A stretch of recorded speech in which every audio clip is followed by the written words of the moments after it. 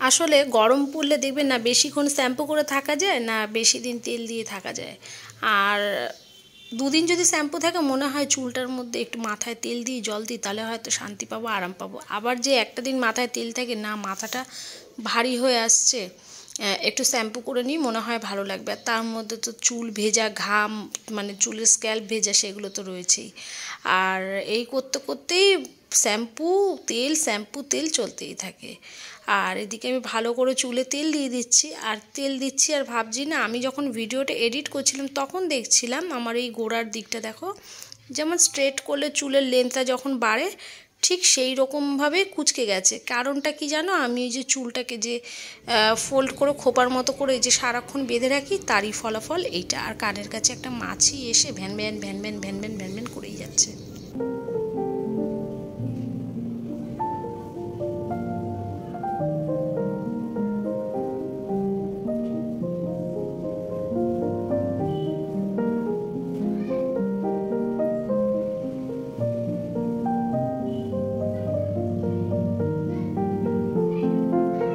আর আজ জানো তো গরমে আমার শরীর মানে এতটাই খারাপ লাগছিল, বেশিরভাগ কাজটা আমি করিনি। তো চাদরের বেডশিট চেঞ্জ করেছি, করার পরে রেখেই দিয়েছিলাম তুলে। আর কিছুটা জামা কাপড় ছিল যেগুলো হাতে কাচা সেগুলো হাতে কেচে দিলাম। কাচা মানে কি দেখো প্রতিদিনেরটা প্রতিদিনই একটু সার্ফ জল বা একটু কমফোর্ট এইসবে ভিজিয়ে দিই শ্যাম্পু জলে, ওগুলো তো আর পরতে ইচ্ছা করে না। আর ওগুলোই আবার জল দিয়ে দিয়ে ধুয়ে দিচ্ছি। আর চাদরগুলো যে দেখলে ওগুলো ভিজিয়ে রেখে দেবো রাত্রেবেলা, পরের দিন কাচবো, আজকে আর কাচা হবে না।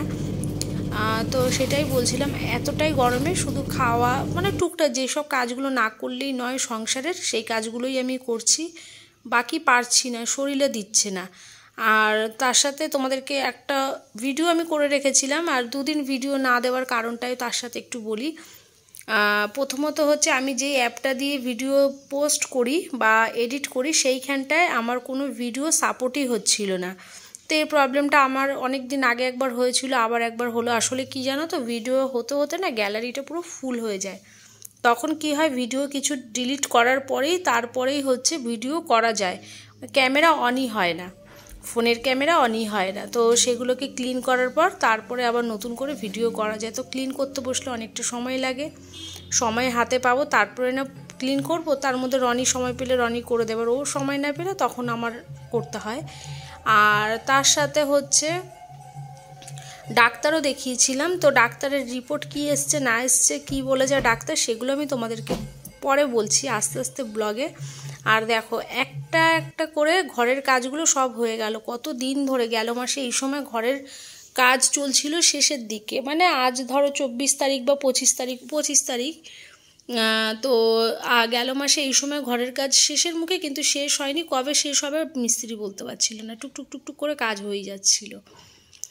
তো এইসব চিন্তাভাবনাগুলো মাথার মধ্যে ছিল।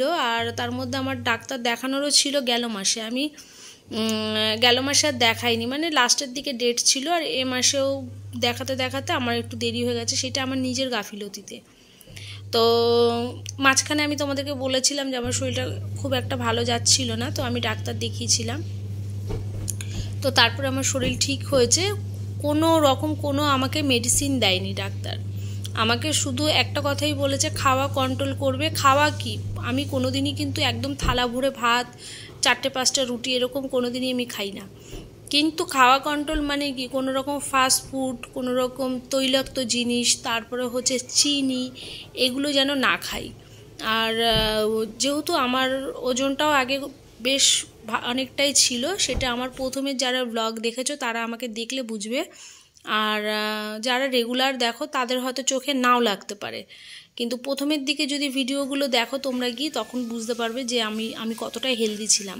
এখনও যে আমি একদম রোগা হয়ে গেছি তা না, কিন্তু মাঝখানে আমার আরও ওয়েট লস হয়ে গেছিলো দুর্গাপুজোর সময়, তো সেখান থেকে আবার একটু হয়তো হয়েছে, ওয়েটটা আর একটু হয়তো গেইন করেছে 1-2 কিলো। তো যাই হোক, আমি যখন ডাক্তার দেখিয়েছিলাম গেল মাসে তার আগের মাসে তখন আমার ওয়েট ছিল 65 কিলো, আর এখনও আমার ওয়েট 65 কিলোই আছে এই মাসে ডাক্তার দেখিয়েও। আর তার আগে যখন আমি ওয়েট করেছিলাম, মানে 6 মাস আগে যখন আমি ডাক্তার দেখিয়েছিলাম, তখন আমার ছিল 78 কিলো, না 78 না, সরি 74 কিলো। তো সেখান থেকে দেখো 9 কিলো 10 কিলো ওয়েট কিন্তু কমানো চারটিখানি ব্যাপার না, মানে খুব সাধারণ ব্যাপার না। আর তো আমি ঘরের খাবার খেয়ে ভাত রুটি ডাল মাছ মাংস ডিম এসব খেয়েই আমি কিন্তু নিজের ওয়েটটাকে কন্ট্রোল করেছি।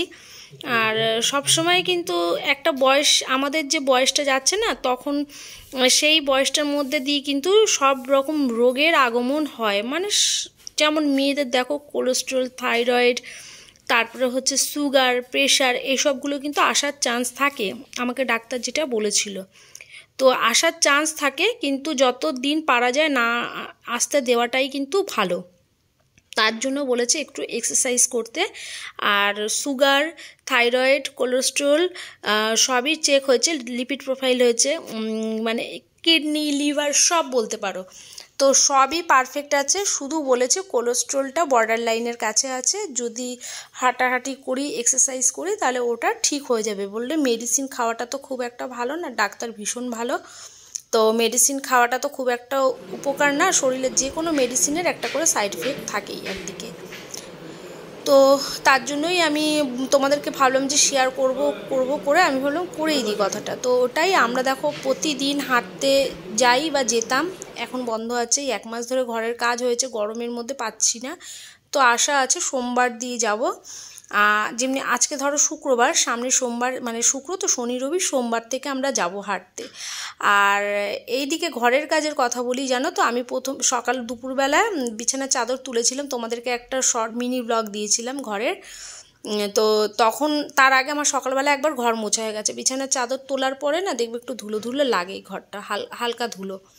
তো তার জন্য আমি কি করলাম জানো তো, ভেবেছিলাম প্রথমে ঝাড় দেবো ভাবতে ভাবলাম কি যে না মুছে দিই একবার করে।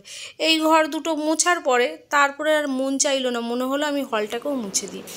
তো যাই হোক, যেই কথাটা আমি তোমাদেরকে শেয়ার করছিলাম, তো ঘরের কোনো রকম কোনো ওষুধ না, কোনো কিচ্ছু না, ঘরের খাবার খেয়ে ডায়েট করে ঘরের তেল কম খেয়েছি। আমাদের যেমনি আমরা 4 জন মানুষ, আমাদেরকে বলেছিল একদম কিন্তু 2 থেকে 2.5 কিলোর ওপরে তেল যেন না যায়, তাও আমি একটু বেশি করে ফেলি, 3 কিলো হয়ে যায়।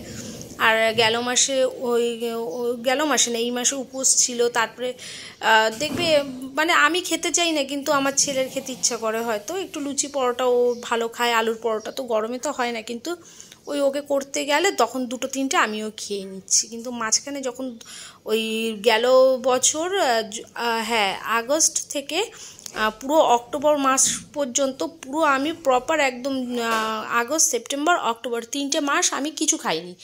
ভাজা পোড়ার কথা বলছি, ভাজা পোড়া, জাঙ্ক ফুড, ফাস্ট ফুড, তারপরে হচ্ছে মানে একদম ভাত অল্প করে খেয়েছি। তার কারণটা কি বলো তো, আমার না ভীষণ উইকনেস চলে আসছিলো শরীরে, আর আমার হচ্ছে হাঁটু খুব ব্যথা হচ্ছিল, মানে হাঁটাহাঁটি আমি করতে একটু আমার সমস্যা হচ্ছিল, পা ফোল্ড করতে পারছিলাম না। তো ওইসবের জন্য ডাক্তার দেখিয়েছিলাম, দেখানোর পরে ডাক্তার বললো যে ওয়েটটা অতিরিক্তই বেশি আছে, আর তো আপনি এই ডায়েটগুলো করুন, আর তারপরে আবার আর তার সাথে হচ্ছে ওই ব্লাড টেস্ট করতে দিয়েছিল। তো তখনও সব ঠিক এসেছিলো, কোলেস্ট্রলটা একটু বেশি ছিল। তারপরে মানে প্রপার ডায়েট করতে বলার পরে এবার যে আমি করেছি, বলছে না মানে ঠিক আছে, অসুবিধা নেই, সবই ঠিক আছে, কিন্তু কোলেস্ট্রলটা বর্ডার লাইনের কাছাকাছি আছে। যেহেতু আমরা আগে খুব ওই লুচি টুচি এসব খেতাম, হয়তো এর জন্য, তারপরে আমার অনেকটা তেল খরচ হতো, সেই সবের জন্য হয়তো, জানো আমরা যা ভুগি না আমাদের নিজের দোষেই কিন্তু আমরা ভুগি, কাউকে আমরা দোষ দিতে পারবো না। তো যাই হোক, এসব কথাগুলো বলার কারণ হচ্ছে, দেখো যারা আমার বয়সী আমার ব্লগ দেখছো বা আমার সাথে যারা জুড়ে রয়েছো, তারাও যেন এই জিনিসগুলো ফলো করো, বা তোমরা কিন্তু নিজেদের প্রতি একটু সচেতন হবে। দেখবে শরীর থাকলে তো খারাপ হবে, কিন্তু তা সাবধান হতে পারবে, আর অল্পতে মানিয়ে নিতে পারবে। আর এই যে রাত্রেবেলা এখন চলে এসেছি আমি কিচেনে, আর ভীষণ ঘেমে গেছি, মানে শরীর খুব অস্থির করছিল, আর আমি না খুব তাড়াহুড়ো করে কাজগুলো করছিলাম। আর এদিকে চলো চিকেন নিয়ে এসছে, অল্প বলতে পারো মানে 700 মতো চিকেন আছে, এমনি আমাদের 1 কিলোর ওপরে চিকেন থাকে। তো যাই হোক, তাহলে ভাবতে পারছো যে এখনই এত কথা বলছিলে তো এই তেলটা কেন বেশি, তেলটা বেশি না গো, তোমরা দেখো আমি মশলাটা কম দিয়েছি, এর মধ্যে আলু পড়বে, চিকেন পড়বে, তো তখন মেকআপ হয়ে যায়। আর একদম মানে তোমরা দেখলেই বুঝতে পারবে আমি রান্নাটা করছি যখন। আর একটু এই কালারের জন্য দিলাম। মাঝখানে তো আমি যখন পুরো প্রপার 3 মাস আমি কিছু খাইনি, তখন কিন্তু আমি কুকারে করেও চিকেন খেয়েছি, তোমরা দেখেছো, একদম 2-3 ফোঁটা তেল দিয়ে। তো সবসময় খেতে ইচ্ছা করে না, আবার মাঝে মধ্যে একটু খাবে। যেমনি ডাক্তার বলেছে যে যদি না খাওয়াটাই বেটার, কিন্তু মাঝে মধ্যে খেলেও খেতে পারো, সেটা সবসময়ের জন্য না। তো এইদিকে দেখো, আর চিকেনের পিসগুলো বেশ বড় বড় করে নিয়ে এসছে যাতে রাত্রেবেলাই হয়ে যায়। আর পরের দিন বলেছে রাখার টাকার দরকার নেই, কিন্তু আমরা ওই 600-700 মাংস আমরা একবারে খেতেও পারি না। 3 জন খাই, আমার শাশুড়িমা খায় না, তো আমরা খেতেও পারি না, সেই থেকেই যায়। আর অন্য দিন কী হয়, 1 কিলোর ওপরে মাংস আসে, তখন কি দুপুরে আর রাত্রে আমাদের হয়ে যায়। আমার ছেলে ভালো খায়, ওর থাকলে 2-4 পিস থাকলে ও পরের দিন খেয়ে নিতে পারবে। তো যাই হোক, আর সবথেকে বড় কথা হচ্ছে গরমে তো খেতেই ইচ্ছা করে না, খাবো কি।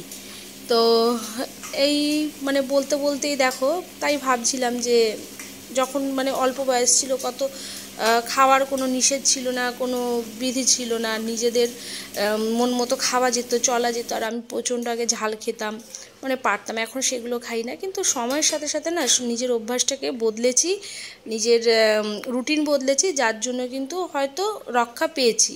এরকম আমার মতো তোমরাও চাইলে পেতে পারো, যে নিজের শরীরটাকে একটুখানি চর্চা করতে পারো, বা নিজেরাও ভালো থাকা। নিজে দেখো, পরিবারে যদি একজনের শরীর খারাপ হয় না, একজন যদি ভোগে, তার সাথে সাথে কিন্তু বাকি সদস্যরাও ভোগে। না আমি খারাপ থাকবো, আমার পরিবারের সবাই খারাপ থাকবে, এরকম। তো নিজে ভালো থাকতে গেলে আগে নিজের মুখটাকে কন্ট্রোল করতে হবে, আর নিজে ভালো থাকলে দেখবে পরিবারের বাকি সদস্যরাও ভালো থাকছে। তো চলো, এই যে ভাত দেখো আমি কইটুকু খাই, তোমাদেরকে আজকে দেখালাম। আমি একদম বাটি মেপে, এখনও আমার ওইটুকুই মাপ হয়ে গেছে। আর ওদের সবার খাওয়া হয়ে গেছে, আমি স্নান করেছি, করার পরে এই যে টক ডাল নিয়েছি, আলু সিদ্ধ নিয়েছি একটু, তো এটা দিয়ে প্রথমে খেয়ে নেব, আর তারপরে চিকেন দিই। চলো, ভিডিওটা আর বড় করলাম না, টাটা, ভালো থেকো, সুস্থ থেকো, নিজের শরীরে খেয়ে